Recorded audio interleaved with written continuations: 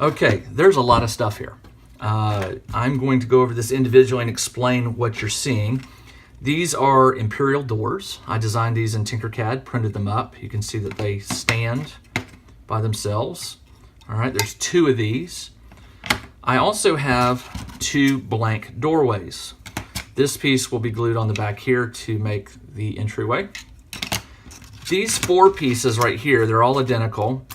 These have blaster slits in them, if you can see right there. These are for viewing, these are for firing through. And then finally, I've got 2 solid walls. These were all designed in Tinkercad. As you can see, they're a 1/16 of an inch thick. These pieces add another 1/16 of an inch, so they stand out. These are the connectors. And what this is going to make is what I'm calling the Imperial Comm Center. The Imperial Comm Center is going to be much larger than the bunker. I wanted it to look like the bunker. I wanted it to have elements of the bunker, but I didn't want it to be a 4-sided structure. I wanted it to be a little larger. So when this is all glued together, it's going to be an octagon shape. It will go doorway, blaster slits, solid, blaster slits, back door, blaster sits, solid, blaster sits, and then back to the front door.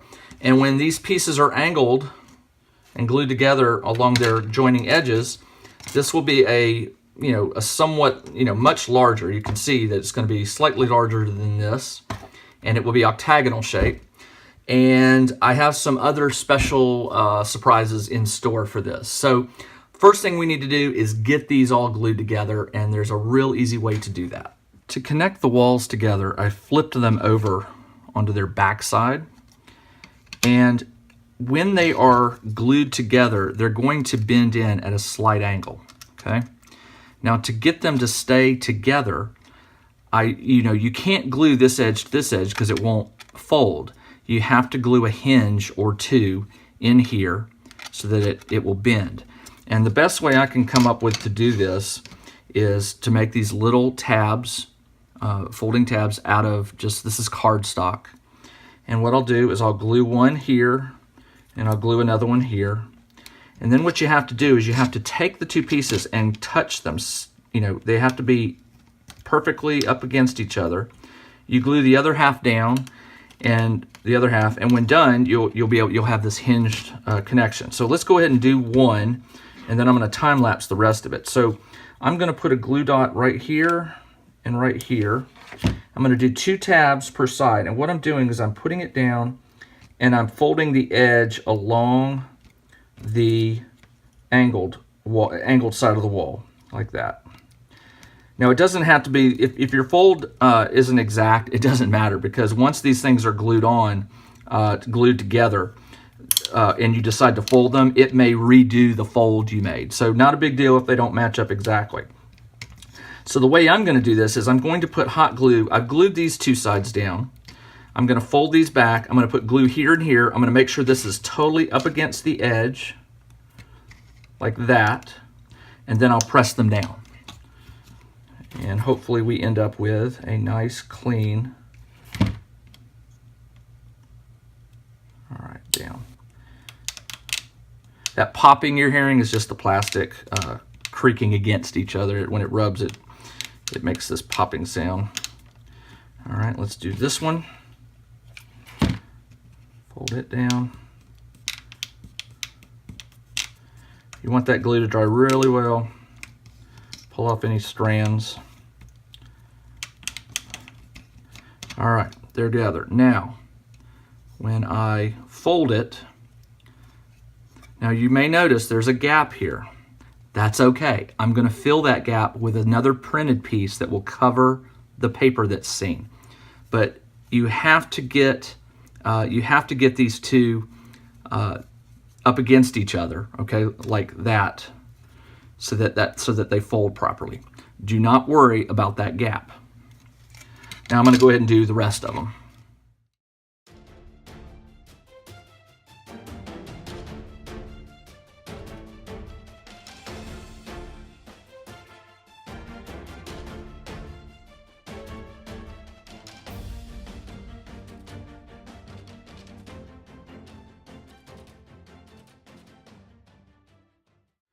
All right, I've glued up all the pieces, but I have not connected them back around to the original point. For that, I'm going to need 2 more pieces. I'll go ahead and cut those here.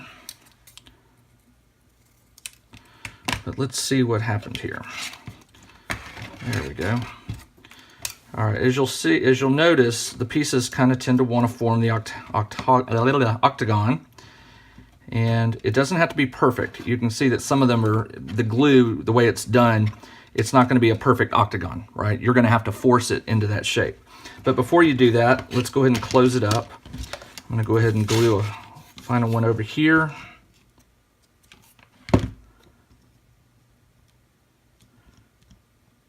Right there. One more right here. Now the measurements on this, the bottom width of each wall is 4 inches. And it comes into, I believe, a quarter of an inch, half an inch, so 3.5 inches at the top.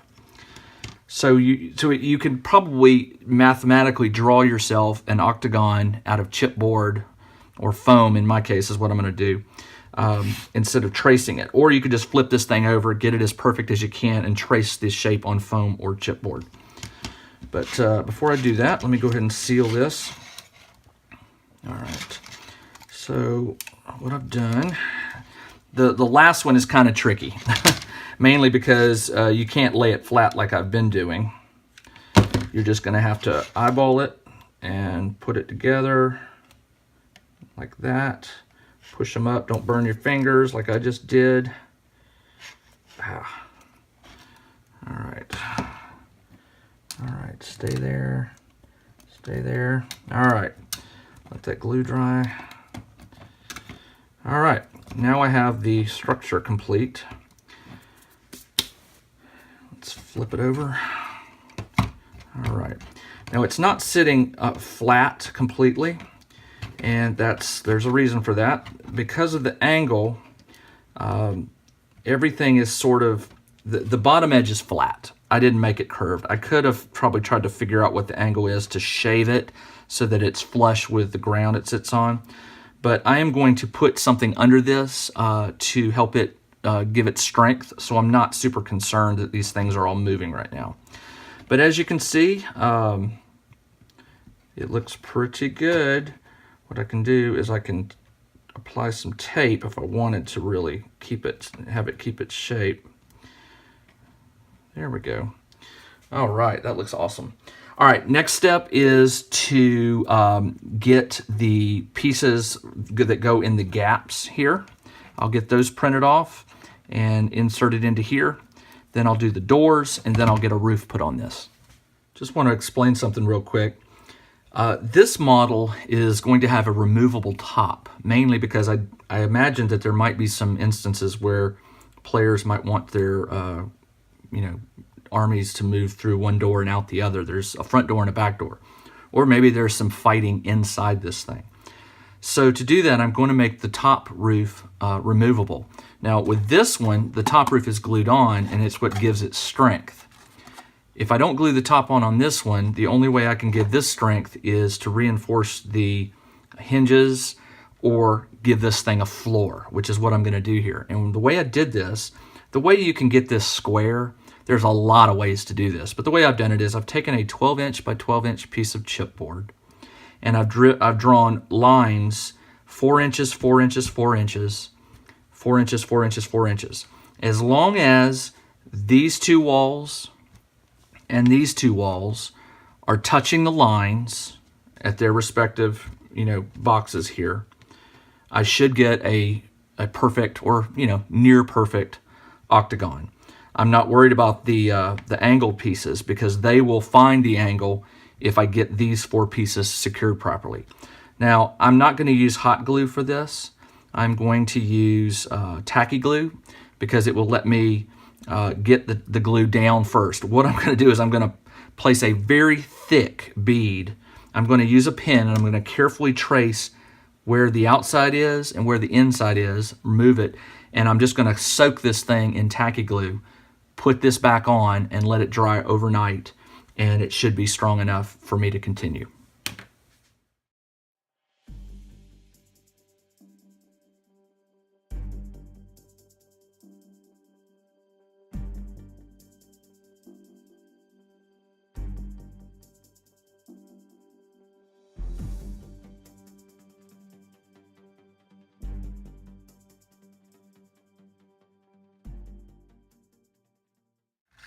I'm warming up the glue gun to glue in these pieces that will go between the wall sections. Not sure if you'll be able to see this, but there's a small raised sliver of plastic. It's sort of a slot that I added to the 3D print. This piece is nothing more than one of these sections here on the wall, but I added this raised slot so that it would just give me a guide to get it down in there. So what I'm going to do is I'm going to place it in between the two wall sections, and then I'm going to use some hot glue on the inside to adhere to hold the piece to the two walls.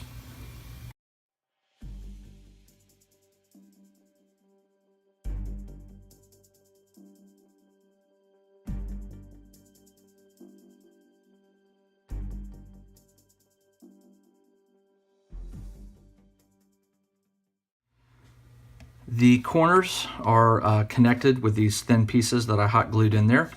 And the next thing I'm going to do is I'm going to go ahead and hot glue in the doors.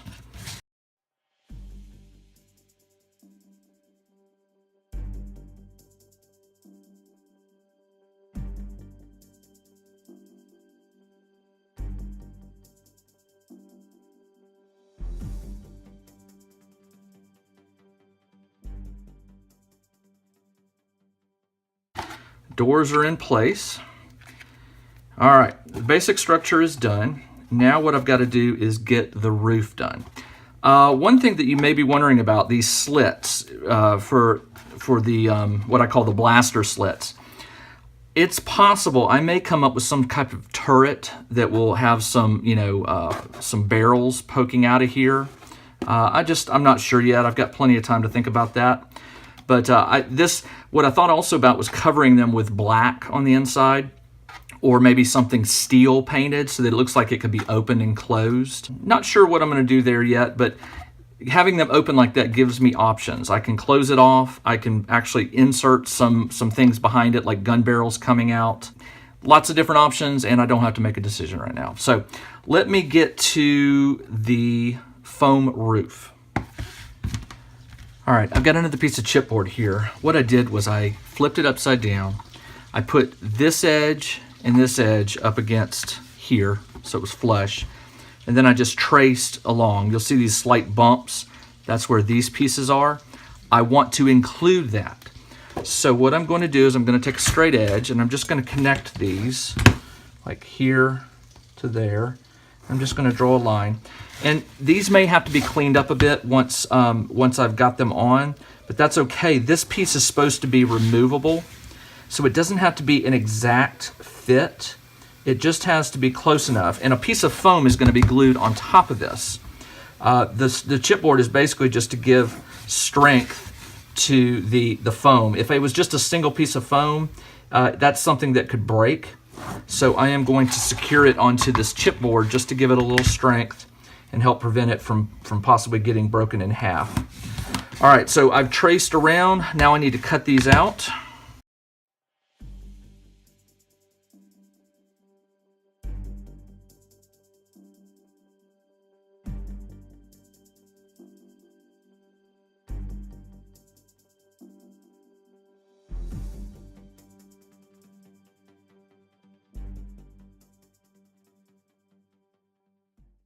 Okay, the lid is cut out. There's a little overhang. It's not a big deal.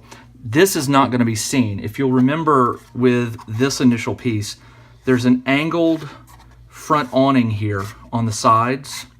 That goes down about 1 inch. So that will be glued on the foam and it will overhang so you'll never see this. So the fact that this overhangs a little bit, not a big deal. I could trim it up a little bit, but I'd actually like it to be a little larger so it doesn't fall down in there or get like that. So I'm going to use this to cut a piece of foam to glue on top. All right, so next up is cutting a piece of foam to glue onto this foam board. I'm going to use my Proxxon to cut the shape out here that I traced from this piece of chipboard. And I've got to get really close here. I'm just eyeballing it. I'm not too concerned if it's not accurate, but as long as it's close, it should be enough.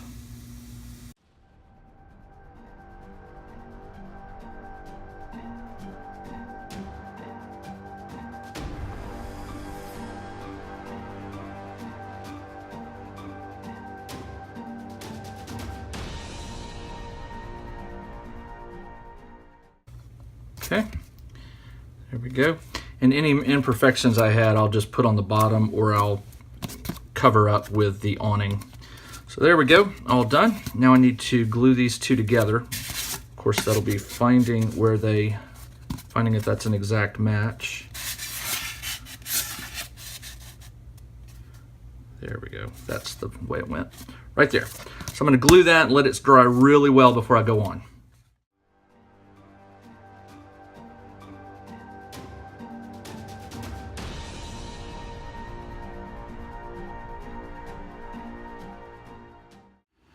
Just a quick update. I've got the roof made. This is the chipboard that will go face down.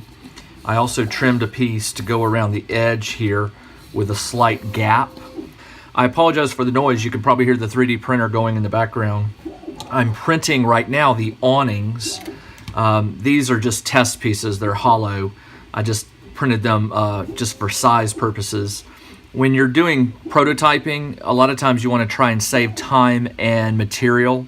So here what I've done is I've just hollowed out this part. The final awning will be solid, but this helps, you know, save some material and just makes printing it faster. On the back, you'll notice 3 tabs here. They're sort of angled. These are where I will glue onto the edge here, and because they're angled, it will make the awning sort of stick out a little bit. Now, if you're wondering why I didn't just extend this all the way across, again, it comes down to saving material. There's really no need to run a block all the way across here. I can glue it in 3 spots, and that should be sufficient to hold it in place. But the idea is that I'll put some hot glue on, oh, it's done. I'll put some hot glue here, glue them on the edge, and I'll have this slight awning overhang. Before I attach the awning pieces to the front, I'm going to give all of the foam a coating of Mod Podge mixed with black paint, mainly just to protect the foam, because I'm going to spray paint the entire structure when it's completed. I'm going to spray paint it black.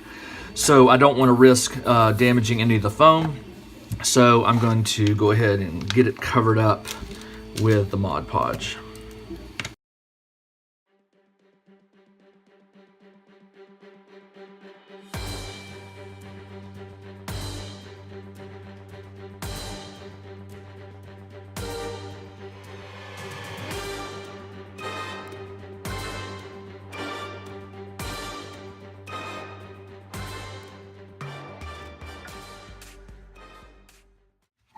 Here is the top of the structure, and I have eight of these. These are the awnings that are going to be glued on like this.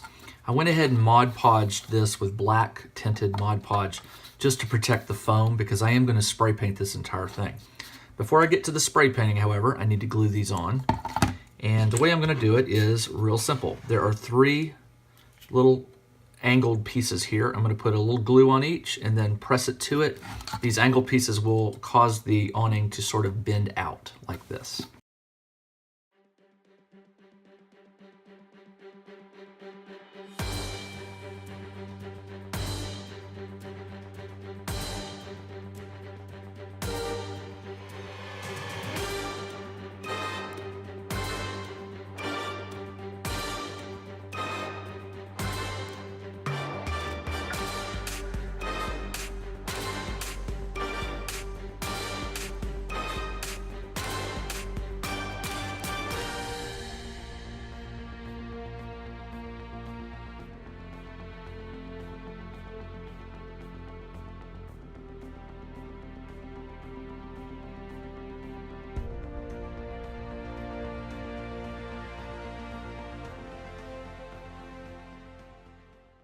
All right, I've got the greebles glued on, and as you can see, here's the original bunker with the gray, and it's been weathered.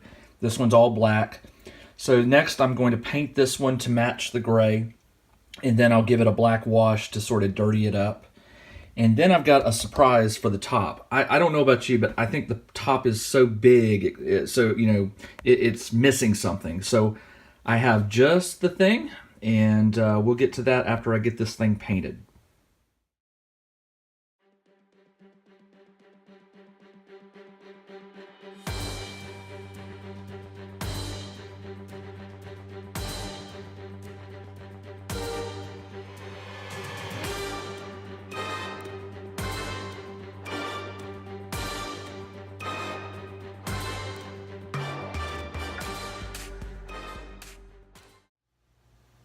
Hey everybody, while the Imperial Comm Center is drying, I've got the first coat of paint on it.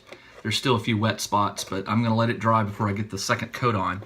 While that's drying, I wanted to talk to you about what I was going to do with the roof here. As you can see, it's much bigger than the original bunker.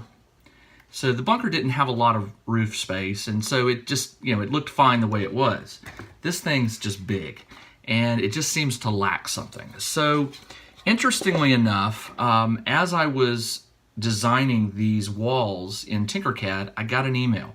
It pinged, and the only reason I stopped what I was doing in Tinkercad and flipped over to my email was because the subject line said something like 3D terrain or something along those lines.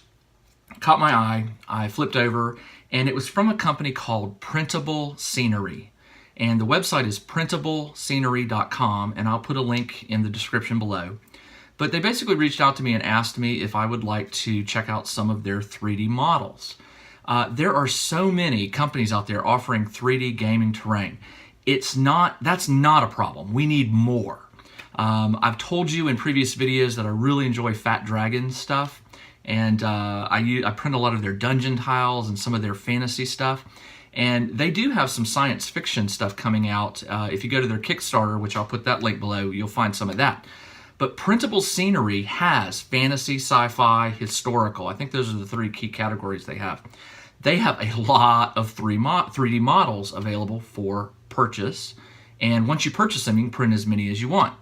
So, I was interested. I checked out their website, and they had some good stuff. And so I asked them, what do you suggest?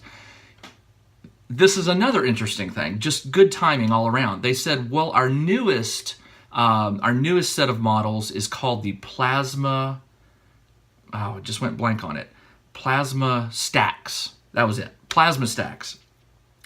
And they said, would you mind printing them out in different sizes? Because, you can print these out at the standard, well, I'm going to show you in just a second. You can print them out a standard size, but they're scalable. So you could shrink them or enlarge them. And as long as you don't shrink them too much, the detail doesn't disappear. And if you make them really big, I guess the details become more prominent. But that's a really cool feature, because if you play a lot of different games, you might want a model at a certain scale for certain figures and a certain scale for different figures. And Star Wars Legion is going to be 32 millimeter. Frostgrave, which is another game I play, is 28 millimeters. Now that doesn't sound like too much, 4 millimeters. But believe it or not, when you print these, terrain pieces out, sometimes you're just visibly by your eye, you can tell that they're not the right scale. There's something wrong. The doors are too tall, for example, or the hallways are too tiny for the figures you have. Whatever the case, the ability to change the ratio, the scale of what you want to print is a really powerful thing. So I took these plasma shoots. Plasma, I don't know what they were called. The name escapes me. It's I took the model and I printed it out at full scale. Now, this model you can print in one piece, or you can print it in 3 pieces. Here's the bottom third, here is the middle third, and here is the top third.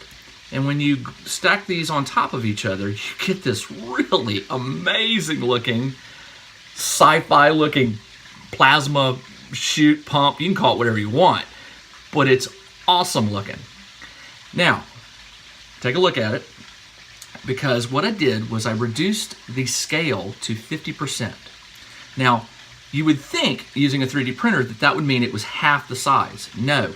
If you reduce the width and the length and the height by 50%, it's hard to, I can't even get my mind around the math right now. It's kind of late, but it actually reduces it. It's not half. It's more like an eighth, and I'll explain that in just a second.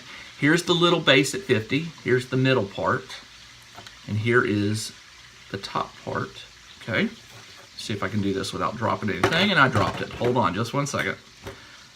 All right. I should have glued these together, but I wanted you to see them separately. There we go.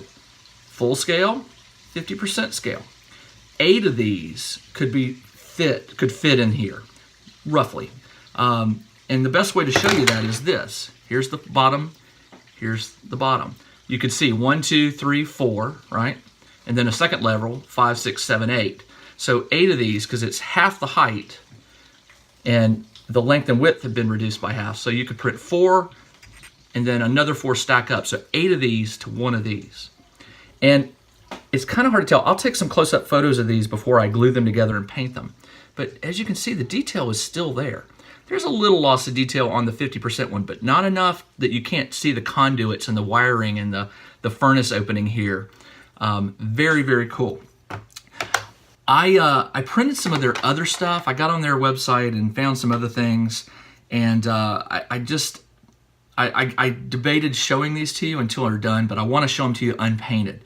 So I found this really cool radar dish here. It's a 2-parter. I'm not going to pull it apart, but this dish part was one part, and the stand was a second part. You snap them together, and then this piece moves. Okay, so this is going to go on top of the Imperial Comm Center. Let me see if I can show you.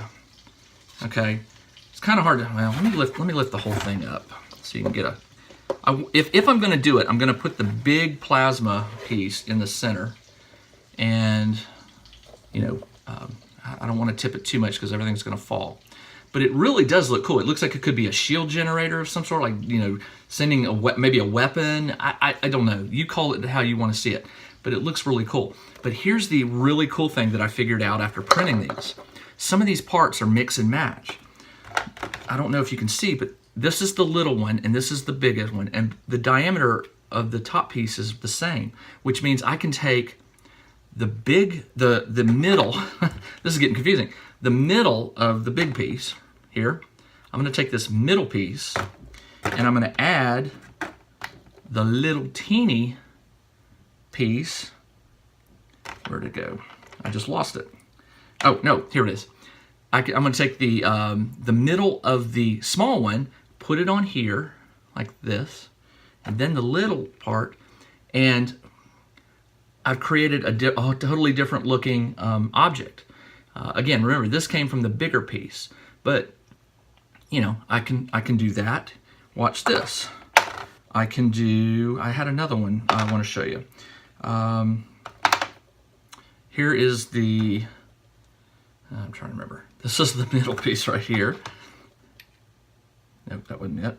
Oh yeah. I printed out this other piece, a little radar dish. I printed it out smaller, and it fits on there. And I have this weird looking, I don't know, you know, you can call it whatever you want. I have another item. So these things, you can mix and match them. I can take this piece, the big one, and put it on the small base. They're the same size. And that's the one I like. I really thought that this looked totally cool. But when I put it on the roof, I'm going back and forth. I think it looks too small. Let me let you see. I think it's too small. Yeah, it's too small. All right, so I'm going to prime these and get them painted. But again, this is from printablescenery.com.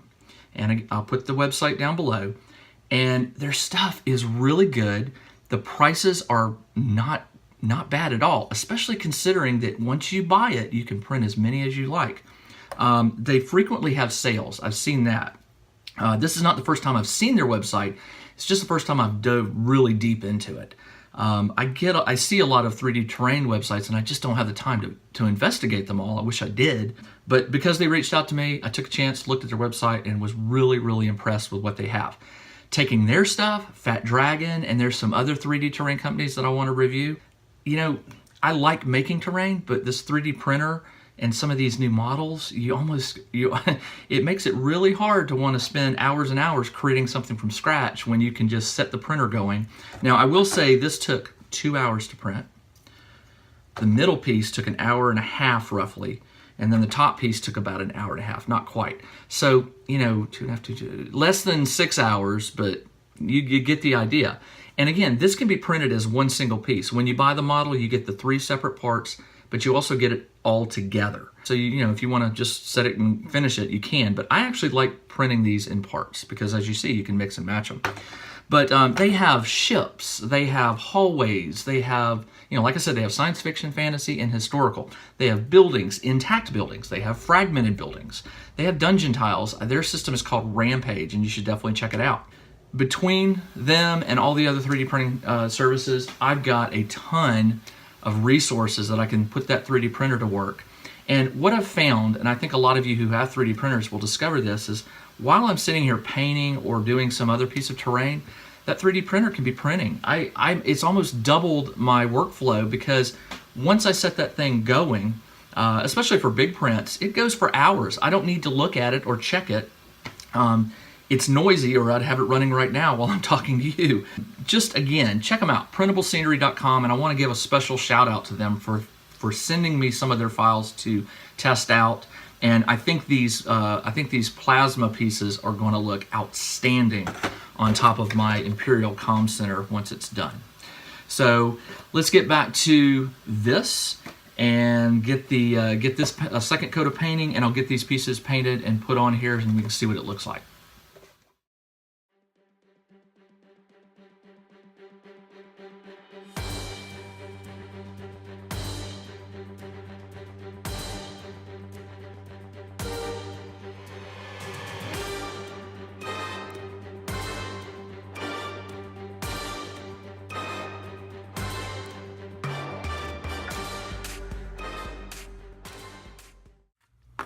I've got these printable scenery pieces glued together, as you can see. I gave them a base coat of black, and then I did a real thick, heavy dry brush of the same gray that I did the Imperial building.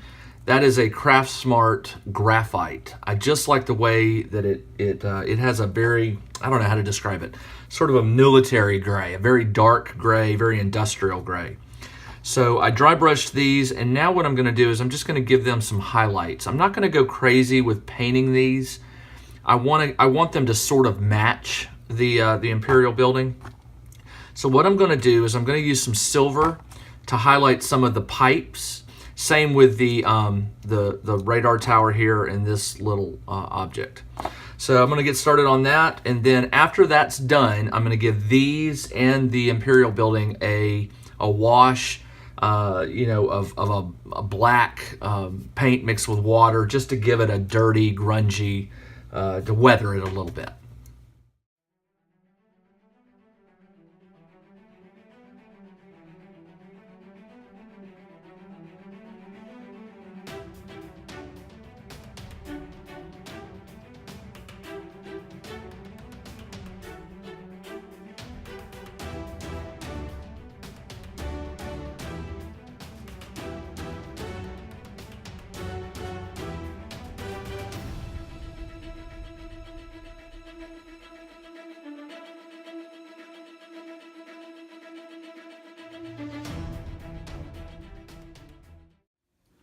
I apologize in advance for the shaky cam, but I'm running the 3D printer full blast in the basement, and it's quite loud down there. So I'm going to give you the summary here upstairs.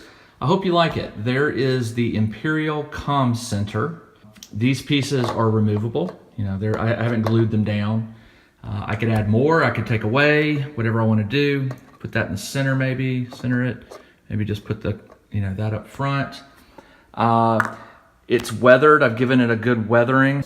Here's the original one I did compared to this one. The door is a little smaller. The doorway too is a little smaller. It's got much more surface area. You can see the empty holes, slot holes here for the blasters. I may try and print up some weapons that would stick out from there. And let me spin it around here so you can see there's the back door right there. And all in all, I'm quite pleased with it. Now, as for the pieces, again, these came from printablescenery.com. There'll be a link in the description below.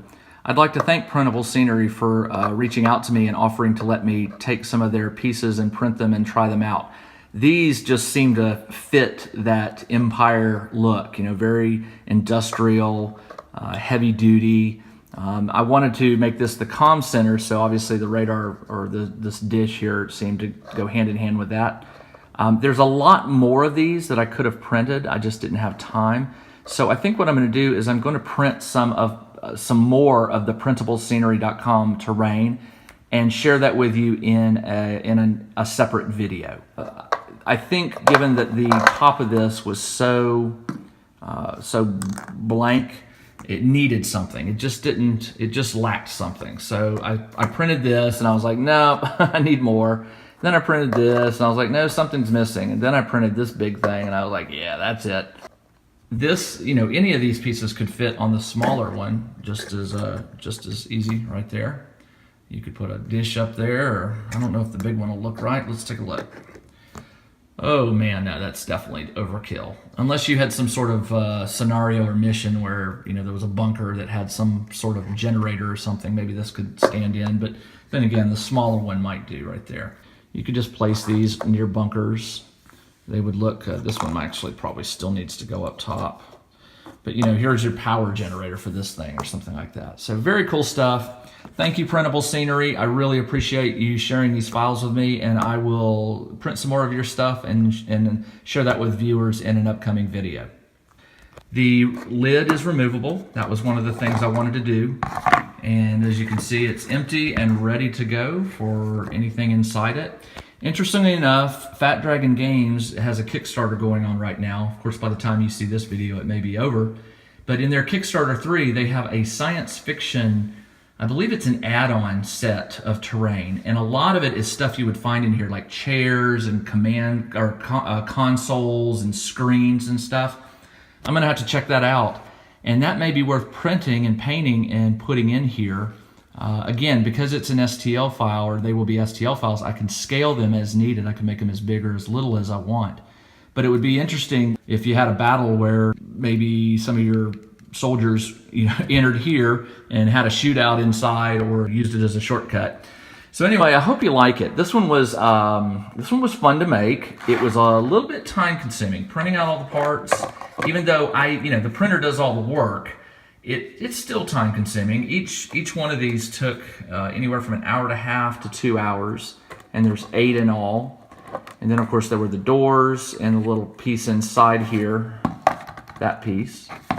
And then the awnings here had to be printed, and all these little greebles and stuff like that. Definitely a piece to put on the table during a game. Provides a lot of blocking of line of sight, but still has that Imperial look to it. So anyway, I will make the files for the walls and the door and all these greebles. I will make those files available for download. Just check the description below. Remember, these walls are designed for an 8-sided structure. If you wanted to create a larger structure or a smaller structure like this one, these are not going to work because the angle that the walls have to be glued together. They're designed for an 8-sided structure. Based on what I've done here, I've still got a few more ideas for some Imperial terrain, and I've also want to do some more terrain for Tatooine.